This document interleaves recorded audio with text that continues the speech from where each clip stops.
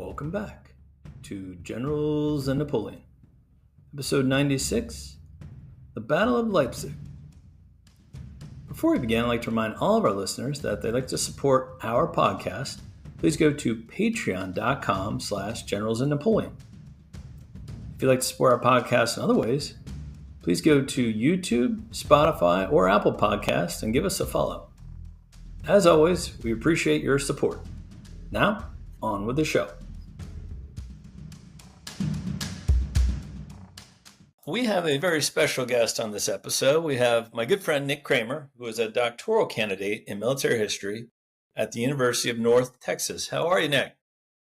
Good, John. How are you? Thanks for having me on. It's a pleasure to join the show. Yeah, it's an honor to have you. Thank you for joining us. Nick is going to wrap up his PhD here shortly and is going over to Vienna, Austria soon. He's going to tour some battlefields for us, including the one we're talking about today, right, Nick? Yes, sir. I will be over there in mid-July. Okay. And in other campaign battlefields from this campaign that we're talking about. That's right. So Nick and I are going to talk about the Battle of Leipzig today, which is one of the biggest battles of the Napoleonic Wars. And I'd like to start off actually from a quote from a guy who wasn't at the battle, the Duke of Wellington, who once remarked that describing the details of a battle is like describing the happenings of a ball or a party. And what he meant by that is you can't be everywhere at once at a battle to describe what happened at each moment. Yet even historians debate what exactly happened at this massive 3-day Battle of Nations. Why is this battle in particular so hard to wrap our heads around? Well, any battle, it's hard. For example, if you ever read John Keegan's book, Face of Battle, which details Waterloo, you have regiments that are 5 miles away from, the Haisant or the charge of the guard, and they don't know anything that's going on in the battle. But Waterloo is just a small tidbit of what Leipzig is. So the Leipzig battlefield is 40 square miles. 40 square miles. I live in Den. That'd be like going just south of Dallas. There's no way you could know exactly what's going on at any second. And this is also an era before radios, phones. So you had to get messages by horse. So that's one thing. And also the battlefield, the forces themselves are huge. The coalition had like around 400,000 soldiers. The French forces around 200,000. So it's incredible to think about how big this battlefield actually is. And in an era before, telecommunication, where you had to rely on horses and just writing things with your own hand. And also, this is the Battle of the Nations, so we'll never really figure out exactly because there's soldiers from Sweden, Prussia, Russia, Austria, France, other small German cities and provinces. So there's various, dozens of different languages that you have to comb through in order to get a complete narrative of the battle. Yeah, I didn't even think about that because both sides had allies who didn't speak French or Prussian or whatever the commanding language was. So there must have been some difficulty even in translating orders at the company or a platoon level. Like, this is what I want you to do. Well, luckily for the higher ups, everybody spoke German or French. So, like, for example, in Prince Schwarzburg's army, he had Prussians, Russians, and Austrians all under his command. But the ordinary soldiers, could barely read and write their own language. So, like, if you're some poor Russian peasant, you're not going to understand a lick of German. So it made for it to be very hard at times. I can imagine. So let's give the Battle of Leipzig some background. It's October 1813. Napoleon has impressively rebounded from the disaster of the Russian invasion. Can you give us an update on his successes and setbacks in 1813 leading up to this battle? So, yes, when he retreats from Russia, 500,000 soldiers lost, he miraculously rebuilds the army. But the Russians and the Prussians, or first just the Russians, carry the war into Germany. And then the Prussians join on, St. Patrick's Day, 1813, after Frederick William issues the proclamation, Ein mein Volk, to my people. But the spring campaign for Napoleon goes very, very well. Wins the Battle of Lutzen and Bautzen. And then he makes a mistake. And he signs an armistice of Clausewitz, because he wants to have a mediation to keep Austria out of the war and also rebuild his cavalry. which is the biggest thing he lost in Russia, was his cavalry corps is completely decimated. But he signs an armistice when he has the Allies on the ropes. So they have a 2-month hiatus, and then it starts up again after Austria joins the war. And the beginning of the fall campaign does not go well for Napoleon at all. He has one victory at Dresden against the Austrians, but for every victory he has 2 or 3 defeats, like at Grossbeeren, the Katzbach, Dennewitz, Kulm, and it's a disaster for the French. Not only is he losing man hand over fist, but they're exhausted. Because during the ceasefire, the Allies developed something called the Reichenbach Plan, which was a pseudo-aversion strategy, but where it was, if Napoleon's army under his command is facing you, you turn around and run away, because they knew they weren't going to beat him. But while that army runs away, the other 2 armies converge on behind him in his lines of communication, attack his marshals, and win that way. So for the better part of a month and a half, almost 2 months, Napoleon would chase Blücher, and Blücher would retreat behind the river, and Napoleon would turn around to go chase after Schwarzenberg's army, which is moving on him, and they would turn around, and then Napoleon he kept running back and forth.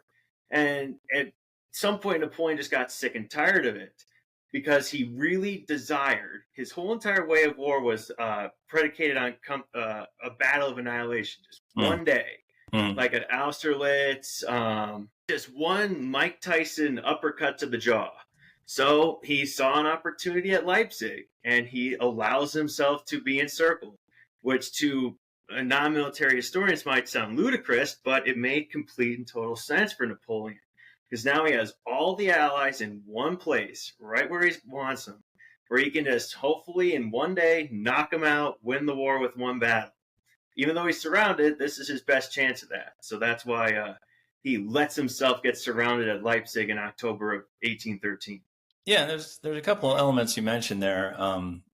It was a good plan actually by the Allies. Like there's that quote of Wellington's that says, Napoleon's presence on the field is worth 40,000 men, because the troops tend to fight harder for Napoleon. And he also had obviously a good tactical gift, and he was hard to beat in battle.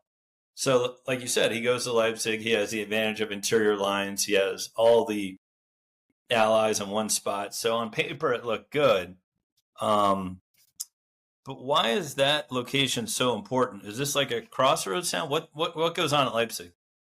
Well, there are 6 roads in and around Leipzig, and this formed one of the gateways not only to the Napoleonic Empire, but also to France. It's also an easier location for Napoleon to mass his forces, because Murat had been just north of Dresden. He also had Saint-Cyr in Dresden. This was an easier location for him to just pull everybody back to and mass his forces, to launch his one knockout blow against the Austrians. It was easier than him running to somebody else. He just had everybody just kind of fall back on themselves towards Leipzig. Okay. And it's also very marshy territory. It's easier to defend because Leipzig's an old fortress city. So you can hide behind the walls, and there's the Pleister River, which is almost inhospitable and you can't really navigate it very easily. So it was a pretty good defensive position for the French. Let's discuss opposing forces on that opening day. How many troops did Napoleon have, and how many did the Allies have? Well, Napoleon is going to actually concentrate most of his force in the south against Schwarzenberg's army, because they haven't quite massed yet. And he also thought that Blücher was a day's march away, but we'll talk about that in a minute. So Napoleon has roughly like 130, 140,000 in the south against 100,000 coalition troops to launch an attack against the Austrians. But the thing is, the coalition is going to get way, way bigger day by day. So he needs to win on day one if he wants to win this at all. Yeah, let's talk about some of the famous commanders, because it's like a who's who of like Napoleonic personalities. Although Marshal Davout's not there, nor is Marshal Saint-Cyr. So like 2 of his best, I guess, tactical marshals aren't present, right? Yes. So Davout is not there. And Davout is, you say one of the best. I will actually go one step forward and say the best subordinate Napoleon has. Davout's in Hamburg, and this actually just offers a little bit of insight into how Napoleon thought, that Hamburg's very important for the empire and the continental system because that's a major hub for British trade into North Germany. So he left Hamburg to Davout. He famously said, to him before the campaign, "You are responsible to me for Hamburg." And Davout never leaves it. He tries to attack, to help Marshal Oudinot with part of the master plan in the first phase of the 1813 camp. But Oudinot falls back to Württemberg, and Davout is stuck in Hamburg. And this is a huge missed opportunity for Napoleon because if he's without his best subordinate commander, because everybody below him is, I don't want to say a bungler, but like Ney is a fine commander, but like he's not even close to Davout. Lannes died in 1809. So his two best subordinates are one's in Hamburg and one died 4 years ago. Right. So he has like Marmont, Victor. Murat is a great cavalry commander, but as a commander of an army, he's not the best. You also have Augereau, wrong way Augereau, like from the Battle of Eylau, and MacDonald, who showed that he is incapable of leading an army because he was crushed at the Katzbach by Blucher. His second tier men, I guess. Yeah, and a lot of these guys had lost a lot of credibility with him after the disasters in Spain in 1809, 1810, 11. On the Allied side, who do they have? Well, I know the commander is Schwarzenberg, right? But who's underneath him? Under Schwarzenberg, you have some like General July. You also have General Benningsen of Russia and his army of Poland.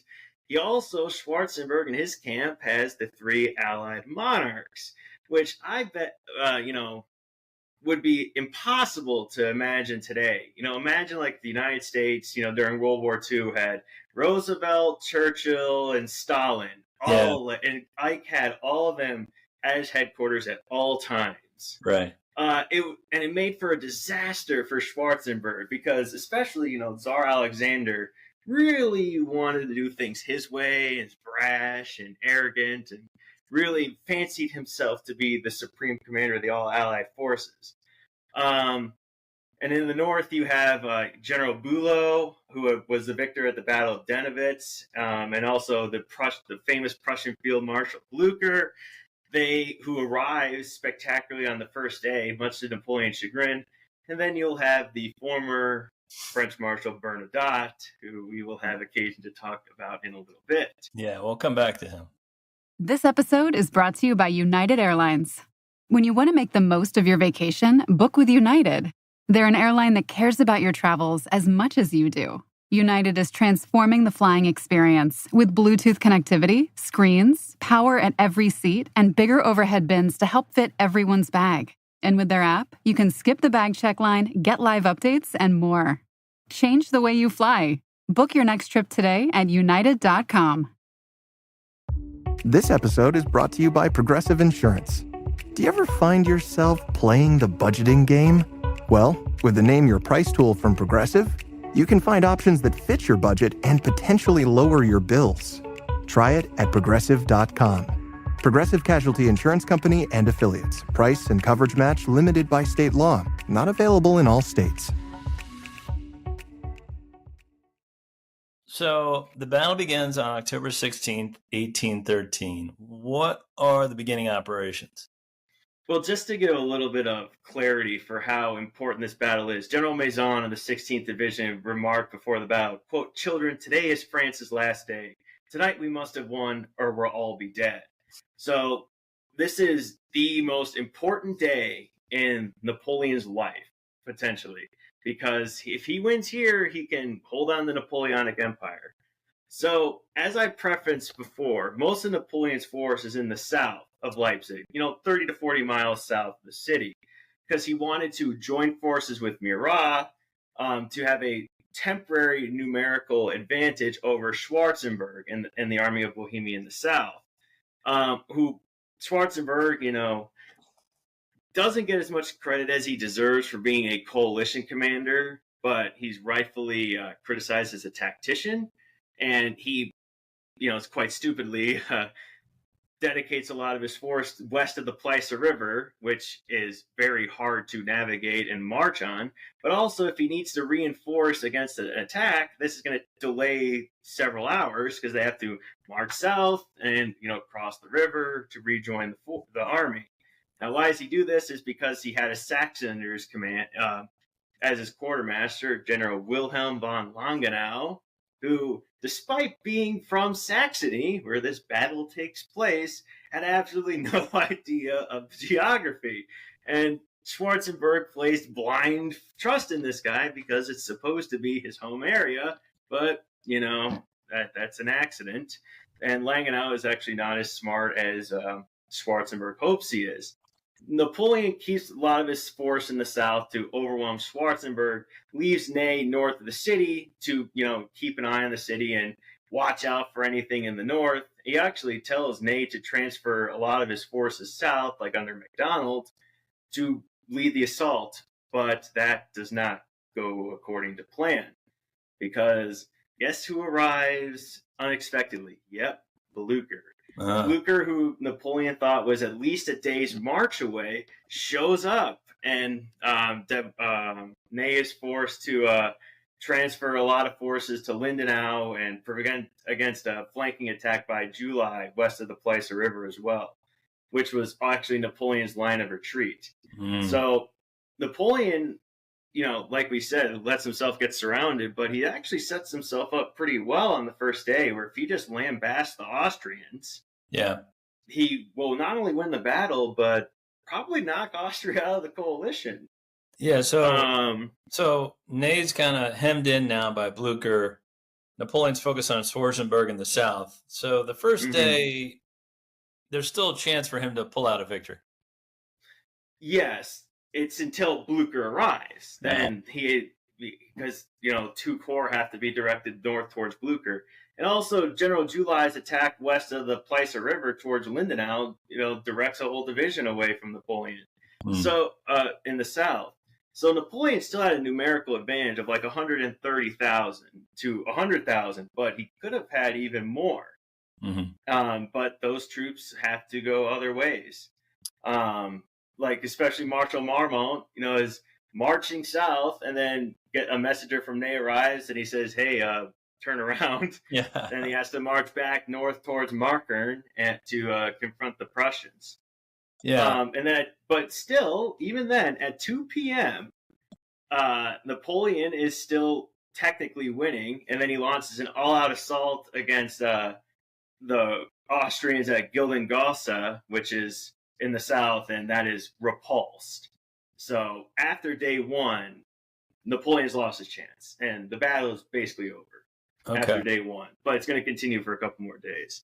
Yeah, the first day, like I said, it kind of sounds like a slugging match between two heavyweight boxers, your Mike Tyson description before. The second day is kind of eerily quiet. There are only two minor actions. Are the two sides bringing in reinforcements and figuring out the strategy? What's going on here on the second day? Well, ironically enough, we talked about earlier how this is an age before, radios and all that. Blucher, the battlefield's so big, he had no idea what happened to Schwarzenberg in the south. So at dawn on the 17th, he still really had to figure out what was going on there. The other thing is the weather's terrible. It's pouring rain. And, that's going to render your artillery useless, because back then it wasn't like, artillery today where it exploded in the air or something, but you had to, balls would have to skip on the grounds and things like that. But both armies are just flat out exhausted. The French on the first day lost 25,000 men. The coalition lost 30,000. It's a lot. So, the coalition loses more men, but the loss for Napoleon he can't afford. So, because on the second day, on the 17th, Napoleon's going to be reinforced with 14,000 men.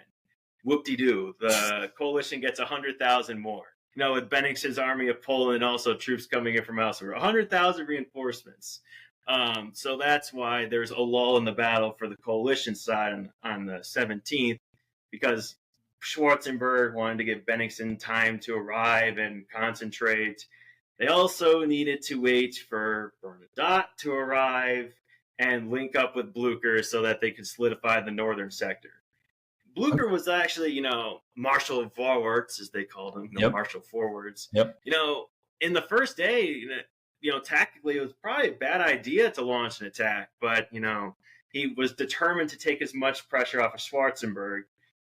So on the second day, he has to, wait for Bernadotte to show up so that they could really tighten the noose even further against Napoleon. Yeah, we'll come to the plotting Bernadotte in just a sec.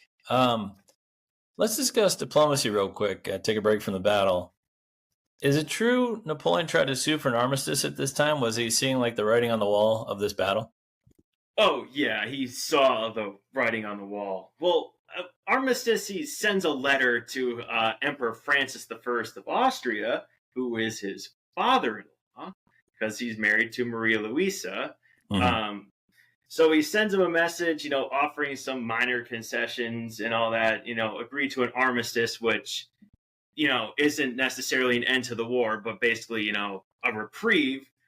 The Allies don't take it seriously at all, because for the, basically the first time since, 1805, they have them right where they want them. Right. And they're destined to win. So they kind of just laugh it off. They don't really answer the message because they've got him surrounded. Right. But this also is a good example of Napoleon as a diplomat. And while Napoleon is the greatest general of the modern era, he was not really the greatest diplomatist. He always wanted the last piece that was offered to him. Now, this is going to become even more evident in 1814, but he always was going to bank on the military effort, but he always wanted the piece that was offered to him last, but that always disappears. So, he kind of sees the writing on the wall. It's like, hey, I'm going to lose, let's sign an armistice. And the Allies are like, yeah, no thanks. We're about to win now. They're not going to let him up off the canvas now. Yeah.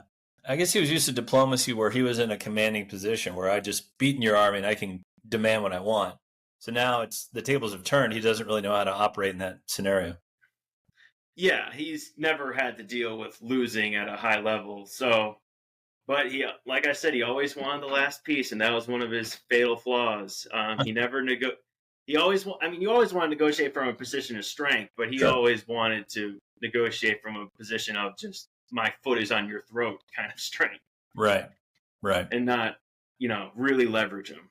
But this armistice is not taken seriously. They're about to win.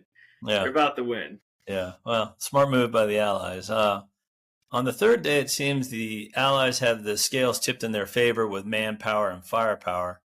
What happens on this pivotal day?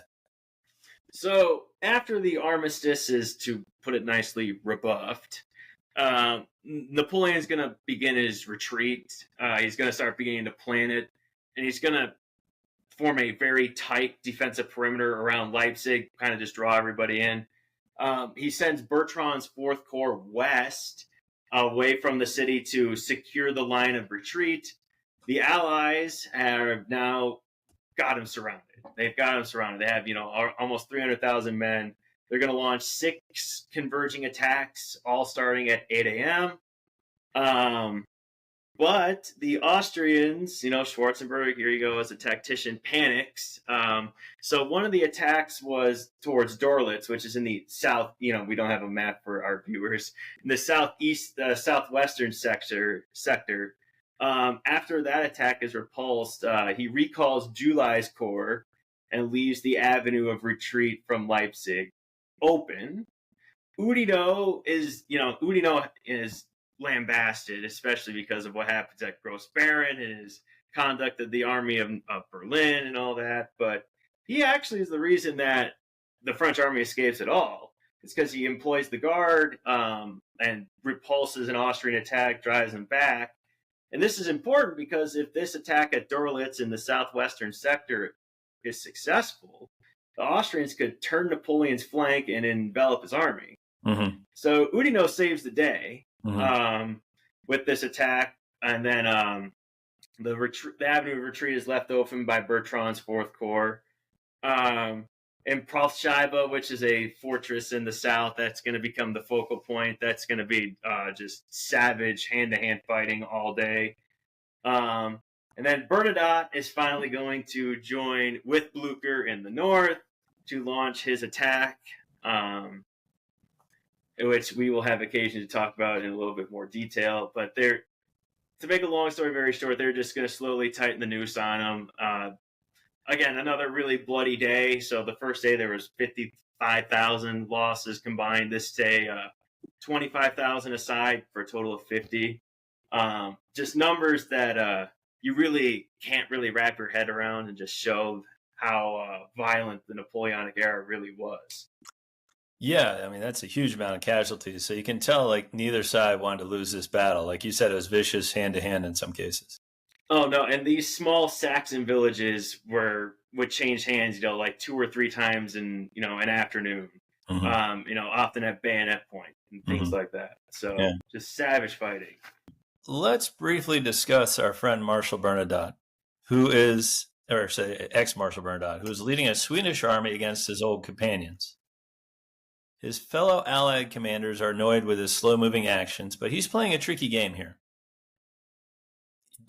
And again, for my listeners, Napoleon gave Bernadotte his blessing to become the crown prince of Sweden. It's not like Bernadotte just said, I'm leaving for Sweden. He got permission. But do you think he envisioned himself as the next leader of France after Napoleon's downfall, and that's why he was going slow? Well, he's going slow because Bernadotte's commanding the Army of the North, which is not just Swedes, but Germans, Prussians, some Russian detachments as well. But he is going slow because he wants to preserve his Swedes. He doesn't want to waste, for lack of a better term, his Swedes in Germany, where there is no strategic goal for Sweden.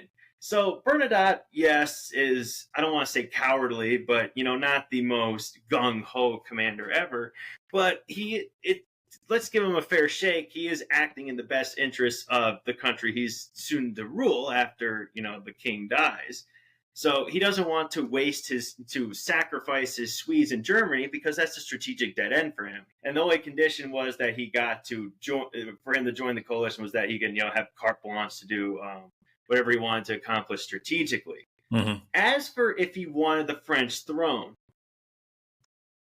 I mean, it's unsure if he did. I mean, he has the guarantee of Sweden, and why even Napoleon allowed him to be in Sweden is because he thought that would be an ally. He never thought Bernadotte would turn against him, even though Bernadotte told him to his face, like, yes, I was your marshal, but I am going to be in Sweden now. I'm going to act in the interests of Sweden. He made no qualms about that he was going to act in the best interests of Sweden. Yeah. Did he want to take over for Napoleon? I don't know. Yeah. Somebody wanted him to take over for Napoleon. That would be Tsar Alexander. Right. Now, this isn't particularly relevant for 1813, but in 1814, the issue of Bernadotte being put on the French throne almost breaks the coalition apart. All right? He almost breaks it apart because, we're not going to talk about 1814 today, but the coalition is going to move very lethargically, because the problem is they don't really know who they're going to put on the throne after Napoleon goes away. Mm-hmm. Do you put the Bourbon monarchy back in place, or do you have somebody else like the Duc d'Orléans in place? But Tsar Alexander wants Bernadotte. Right. And the Austrians, Prussians, and British are just say, no, because they fear that this would be a pseudo-Napoleonic type government. Right. Or Bernadotte's also a Republican. Yeah. So, and one of the goals of the Congress of Vienna and the Congress system is to get rid of potential Republican revolutions and stuff like that. Right. So, well, it's unsure if Bernadotte wanted the throne. Alexander definitely did. Selfishly, because that would be a ally for Russia. Okay. Yeah. And that would be very detrimental for the British, the Austrians, and the Prussians.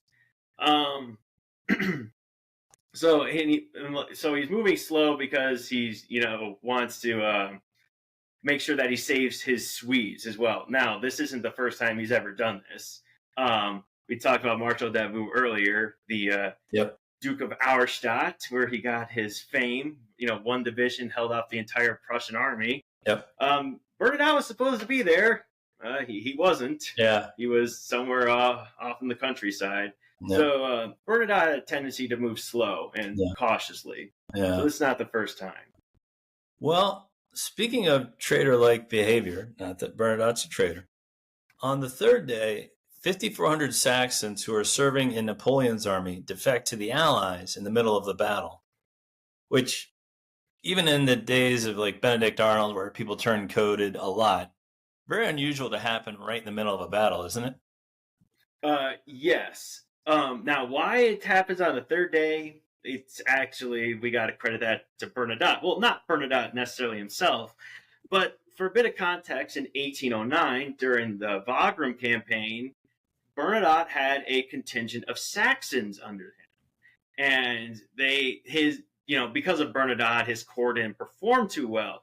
And Napoleon lambasted the Saxons because, of course, you're going to lambaste the foreigners in your army, not the Frenchmen.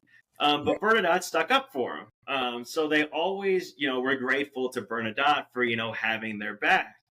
So that's just the bit of context for why they're going to eventually do what they do.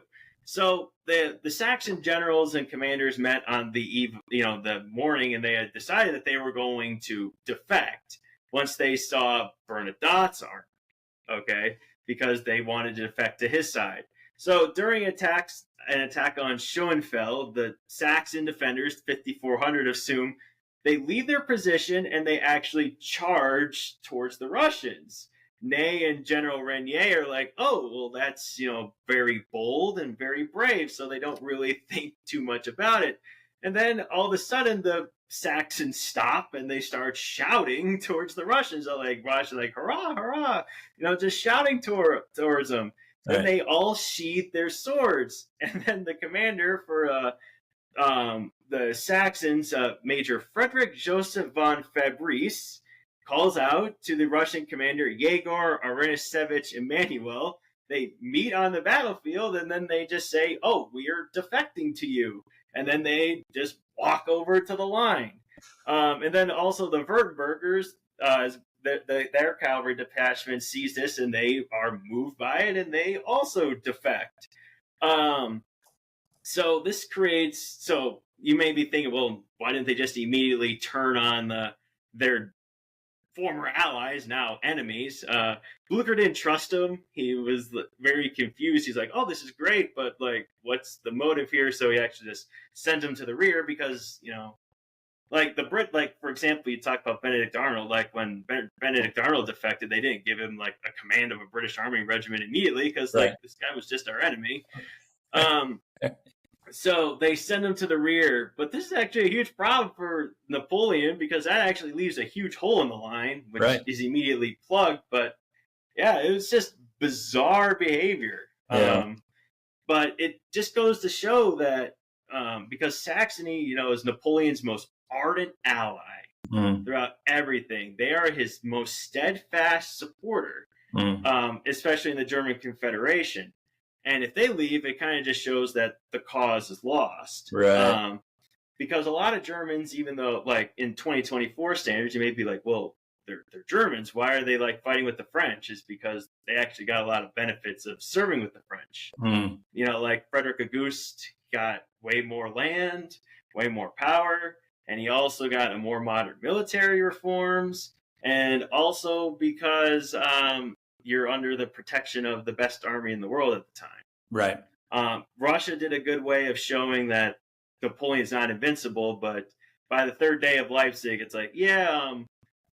it's over now. And also, if you look at it from the Saxon perspective, a vast majority of the campaign took place in Saxony. Right. Their homes have been destroyed. Napoleon did not care whatsoever about destroying Saxony. Yeah. So they threw their lot. They threw their lot in with the changing tides, and the momentum was with the Allies. Yeah, and Napoleon sees the way things are going and begins his retreat.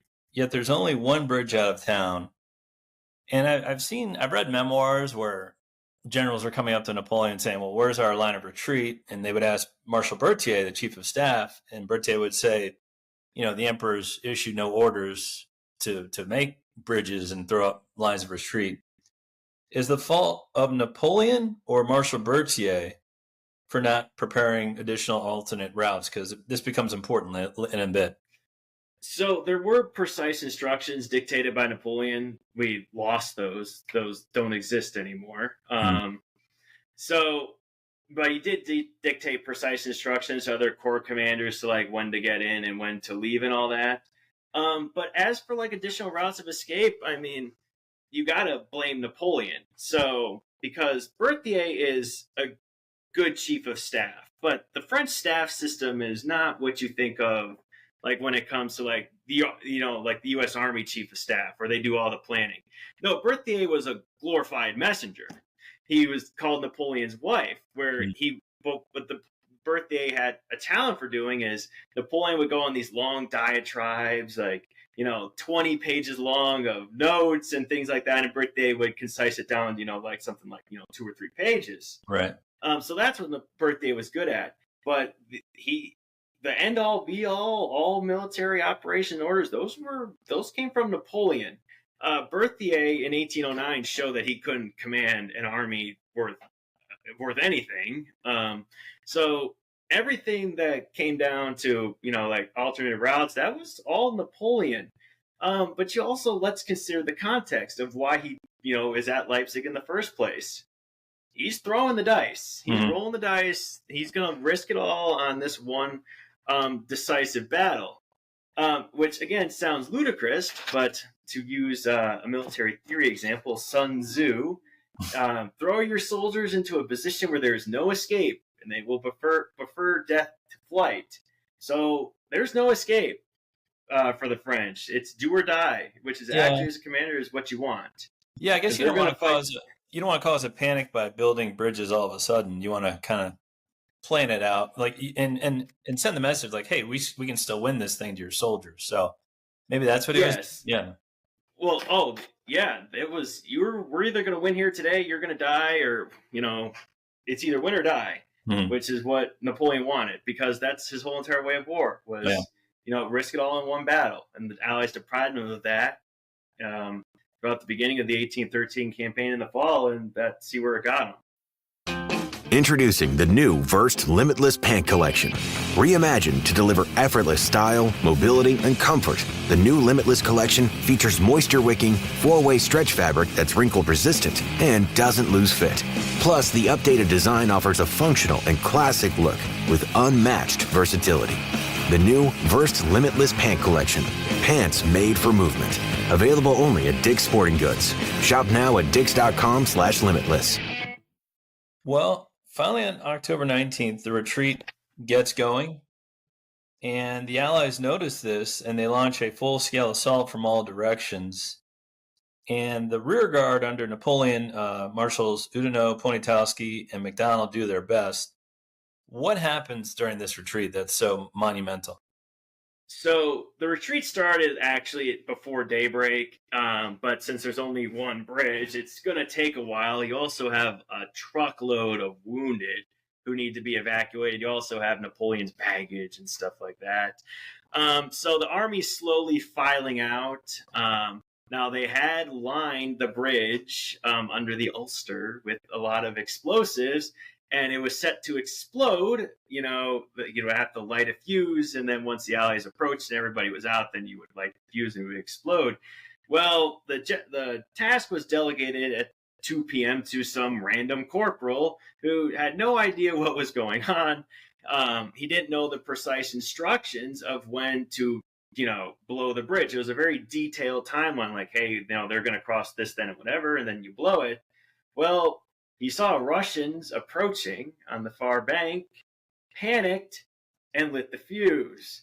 It goes off, and now 30,000 men and 30 generals are now on the wrong side of the river, including Marshal Poniatowski. Former Prince Poniatowski of Poland, made a marshal a couple days before the battle. He tries to ride across the river, but his horse falls, keels over, and he's trapped under his horse, and he drowns in the river. MacDonald somehow makes it across. There was 2 tree limbs in the river, and he kind of like walked across them with soldiers firing at him from point blank range and missing, but he barely escapes. But a vast majority of these 30,000 men are just now on the wrong side of the river, just because some corporal blew the bridge too early. So yeah, very tragic. Those men are going to become POWs instantly, or killed, because they have no avenue of escape, and a great many drown, including Poniatowski. So not only is Napoleon losing men from injury and death, he's losing a good 30,000, especially the generals that he can't replace because now they're POWs. Yeah, and losing marshals is bad. Poniatowski was very brave, and head of the Polish contingent, so his loss is monumental as well. Yeah. Then you also have other generals who are captured, like Renier, and who are very good commanders. They're POWs now. But Napoleon escapes. Yeah. Napoleon does escape. Yeah, he gets away with his Imperial Guard and most of his army. But let's discuss the aftermath. Napoleon famously remarks, quote, "A year ago, all Europe marched with us. Today, all Europe marches against us," end quote. What were the casualty figures, and what kind of were the ramifications of this? So, just to do the casualty figures first, the Allies' losses: 1,792 officers, 51,982 men. Let's round it up to 54,000. The Russians lost 21,740. The Prussians 15,000. Austrians 14,538. The Swedes 169. So Bernadotte did a very good job of protecting his Swedes. The French, 38,000 casualties. 15,000 become POWs after the bridge blew. 21,000 further were just left behind because they were wounded, too sick to move. They were just left behind in the city to die, potentially, or just to become POWs. And then you also have the 5,400 Saxons defect as well. You also, generals like Renier, Laurestone, others are captured by the Allies, so you're losing pretty talented divisional and corps commanders, but massive losses, and then you also have the campaign attrition, so 250,000 Frenchmen die during this campaign or are lost. But the lasting impact is this: the Napoleonic Empire it's over. There is no more French Empire. Mm-hmm. All that's left is the Low Countries and France.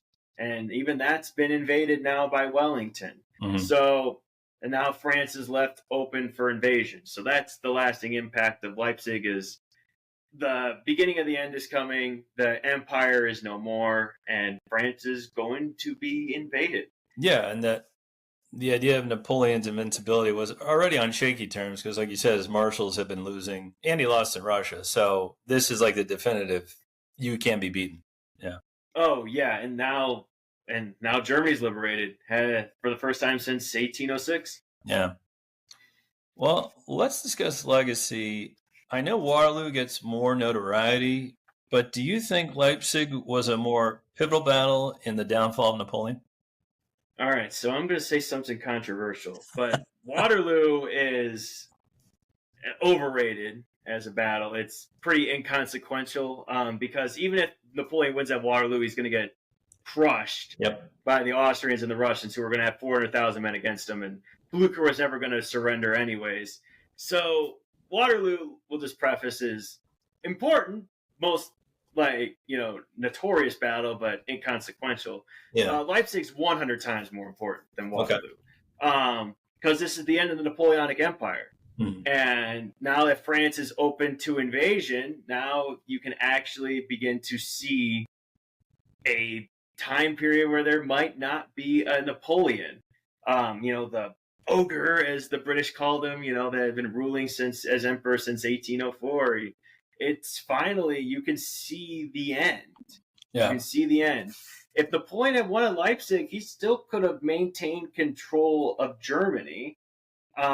Potentially sign an armistice with the Austrians. Important point here: if Austria leaves the coalition, it falls apart. Right. The Austrian or the Russians and the Prussians acknowledge early on that we don't win without the Austrians. Right. So they need them. So if you knock Austria out of the coalition and it falls apart, then you can transfer a lot of those units from Germany to southern France. So yeah, Leipzig is the most important battle in the Napoleonic era because it ends the empire. Yeah. And there's no coming back now. Pretty much after Leipzig, his ability to, like you say, maintain his empire is over. Well, maintain, it's gone. All the territory. Well, no, you're like all the territory that was part of the empire is gone now. Right. The Confederation of Orion is going to be dissolved because all those territories are taken. And yes, there's an attack in 1814, but the Allies, they could have won whenever they wanted. They just were slow because they needed, politics comes in. That's why it's slow. But you don't have an 1814 unless you have Leipzig. If Napoleon had stayed on Elba or been exiled to St. Helena initially, and there was no Waterloo, would Leipzig get more notoriety? Oh yes, 100%. Waterloo, obviously, not to make it sound like it's unimportant, but Leipzig doesn't get the credit it deserves. But it's also 10 times the size of not 10 times, but massive battle. Yeah. And it's the end of the Napoleonic Empire. Yeah. That's its legacy. Well, Nick, and also way more losses at Leipzig as well than Waterloo. Yeah. Well, that was a fantastic overview of a pretty epic battle, and I appreciate you providing that to me and my listeners. That was really good stuff. Again, my friend here, Nick Kramer, is a doctoral candidate at University of North Texas, and we hope to have you on again. That was fantastic. Oh, I would love to do this again. This was very fun, John. Thank you so much. My pleasure. My pleasure.